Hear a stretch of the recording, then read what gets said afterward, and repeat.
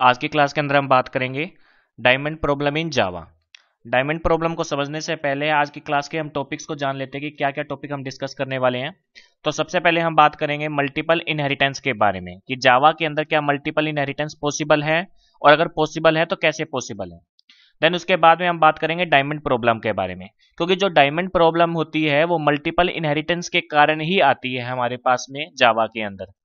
Then उसके बाद में इस डायमंड प्रॉब्लम का सॉल्यूशन चेक करेंगे कि कैसे डायमंड प्रॉब्लम को सोल्व किया जाता है, और इसका प्रैक्टिकल एग्जांपल भी हम यहाँ पर देखने वाले हैं। तो स्टार्ट करते हैं आज की क्लास को। इस वीडियो को लास्ट तक देखते रहें ताकि आपका मल्टीपल इनहेरिटेंस और डायमंड प्रॉब्लम इनसे रिलेटेड सारे डाउट्स यहाँ पर क्लियर हो जाएं। तो स्टार्ट करते हैं। सबसे पहले बात करते हैं मल्टीपल इनहेरिटेंस होता क्या है। मल्टीपल इनहेरिटेंस जैसे कि नाम से क्लियर, मल्टीपल मल्टीपल मतलब जब एक चाइल्ड क्लास होगी हमारे पास में और एक चाइल्ड क्लास की दो पेरेंट क्लास होगी, मतलब मल्टीपल पेरेंट क्लास होगी। पेरेंट क्लास एक, पेरेंट क्लास दो। एक चाइल्ड क्लास की दो पेरेंट क्लास होगी तो क्या बन जाएगा? मल्टीपल इनहेरिटेंस बन जाएगा। ये तो बेसिक कॉन्सेप्ट हो गया जो कि उप का कॉन्सेप्ट है, जो कि सभी प्रोग्रामिंग लैंग्वेज में यूज होता है कि दो पेरेंट क्लास हो एक चाइल्ड क्लास हो तो मल्टीपल इनहेरिटेंस होता है। अभी के लिए इतना ही समझिए।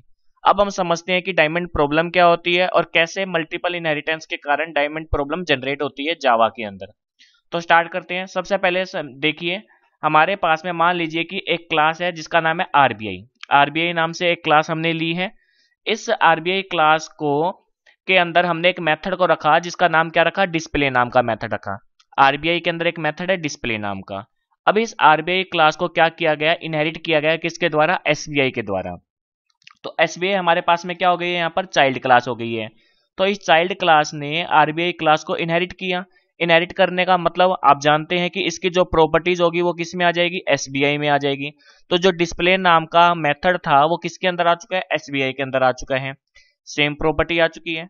सेम एज हम बोलते हैं कि एक और क्लास है जिसका नाम हमारे पास में एक्सिस है। इस एक्सिस ने भी क्या किया? आरबीआई को इनहेरिट किया। इनहेरिट करने से एक्सिस क्या बन गया? चाइल्ड क्लास ऑफ आरबीआई बन गया। तो इसके पास भी सेम प्रॉपर्टी आ गई डिस्प्ले नाम की।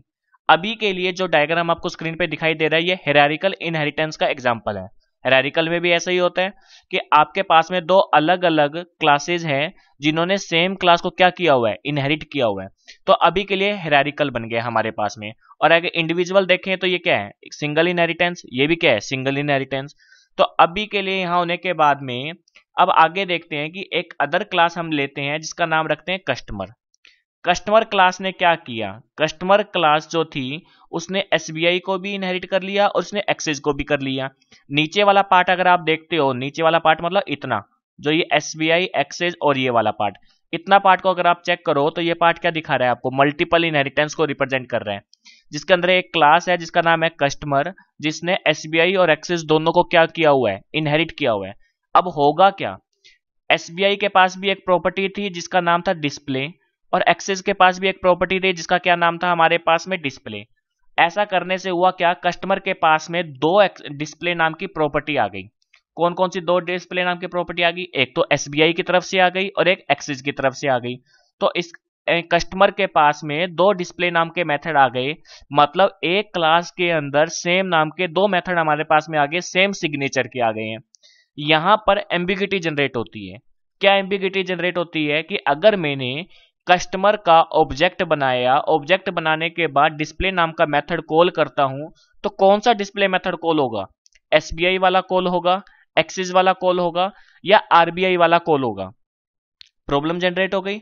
इसी प्रॉब्लम को ही हम डायमंड प्रॉब्लम बोलते हैं। डायमंड कैसे बोल रहे हैं? आप यहां पर देखिए, जो ये डायग्राम बनाया है अभी मैंने, इस डायग्राम के अंदर भी क्या दिख रहा है आपको? एक डायमंड नजर आ रहा है, कुछ इस तरीके की शेप आपको नजर आ रही है डायमंड की। तो यही डायमंड प्रॉब्लम है जिसके अंदर क्या हुआ? आरबीआई के पास में एक मेथड था, वो मेथड एसबीआई के पास पहुंचा, और वही मेथड किसके पास पहुंचा? एक्सिस के पास पहुंचा। देन एसबीआई और एक्सिस से वो मेथड कहां पहुंचा? कस्टमर के पास पहुंचा। अगर कस्टमर का ऑब्जेक्ट मैंने बनाया तो कौन सा डिस्प्ले कॉल होगा? ये वाला डिस्प्ले कॉल होगा या ये वाला डिस्प्ले कॉल होगा?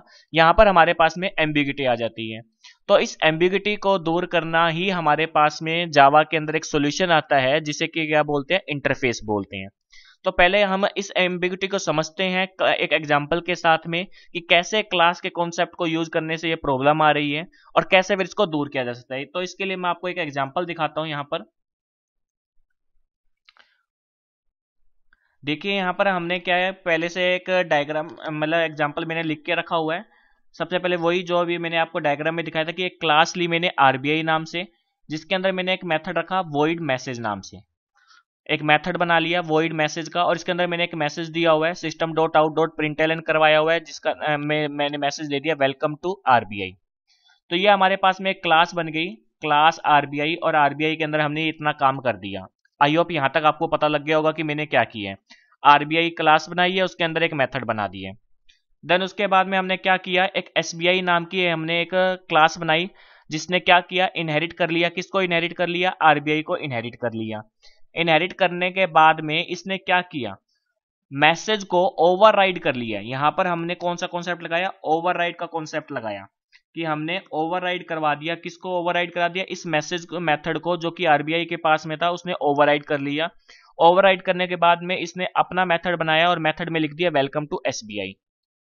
सेम एज एक्सिस ने क्या किया, आरबीआई को इनहेरिट किया, और इसने भी मैसेज नाम का जो था आपके पास मेथड, उसको क्या कर दिया, इनहेरिट ओवरराइड किया, और ओवरराइड करने के बाद इसने बना दिया वेलकम टू एक्सिस। तो अभी तक का सिनेरियो क्या कहता है? अभी तक में क्या हुआ, आरबीआई एक क्लास थी और दो चाइल्ड क्लास बनी, एसबीआई की और एक्सिस की। दोनों ने इस मैसेज नाम के मेथड को क्या कर दिया, ओवरराइड कर दिया।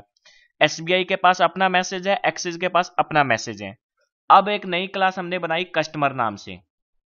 कस्टमर नाम की क्लास हमने बनाई हुई है। कस्टमर नाम की क्लास में देखिए क्या हो रहा है, पब्लिक स्टैटिक वॉइड मेन बनाया मैंने, स्ट्रिंग आर्गुमेंट्स लिखा हुआ है। कस्टमर का मैंने ऑब्जेक्ट बनाया सी, कस्टमर का ऑब्जेक्ट बनाया सी। अब सी के साथ में मैं मैसेज को कॉल करना चाहता हूं, और यहां पर मैंने इनहेरिट देखो क्या किया हुआ है, एसबीआई को भी इनहेरिट कराया है, पीएनबी को भी कराया है। पहले ही मैं बता देता हूं कि ये जो आपका कोड मैंने आपके सामने लिखा हुआ है, ये एरर वाला कोड है, ये कंपाइल नहीं होगा। क्यों नहीं कंपाइल होगा? क्योंकि इसी लाइन में हमारी एरर है। क्या एरर है? कि यहां पर मैंने मल्टीपल इनहेरिटेंस का कॉन्सेप्ट लगाया हुआ है, कि एक कस्टमर नाम की जो क्लास है, एसबीआई और पीएनबी दोनों को इनहेरिट कर रही है, जो कि जावा में पॉसिबल नहीं है। तो अभी के लिए मैं इस प्रोग्राम को आपको रन करके दिखाता हूं, और रन करने के बाद में जो एरर आती है उस एरर को पढ़ाता हूं आपको। इसी लाइन में जो मैंने अभी हाईलाइट किया हुआ है, इसी लाइन में आपको क्या नजर आएगी, एरर नजर आएगी।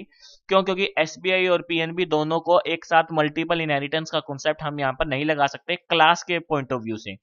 तो इसे चला के देख लेते हैं एक बार। अपने चलाने के लिए यहाँ पर अपने सबसे पहले सीएमडी ओपन कर लेते हैं, कमांड प्रॉम्प्ट।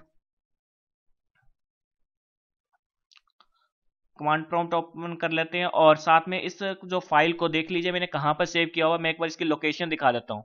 जी ड्राइव में एक डायमंड प्रॉब्लम नाम से मैंने फोल्डर बनाया हुआ है। उस फोल्डर के अंदर मेरी कस्टमर नाम की क्लास मैंने बनाई हुई है।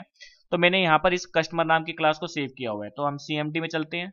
सीएमडी में जाकर सबसे पहले मैं जी ड्राइव में जाता हूँ। जी ड्राइव में पहुंच गया। देन उसके बाद में हम कहाँ जाएंगे, जिस फोल्डर के अंदर मैंने वो रखा हुआ है, डायमंड प्रॉब्लम नाम के फोल्डर के अंदर रखा हुआ है, तो हम वहां पर पहुंच गए। तो जी ड्राइव में डायमंड प्रॉब्लम पे पहुंच गए। अब मुझे उस फाइल को रन करना है, तो जावा सी हमने लगाया। जावा सी के बाद में हमने लिखा कस्टमर डॉट जावा।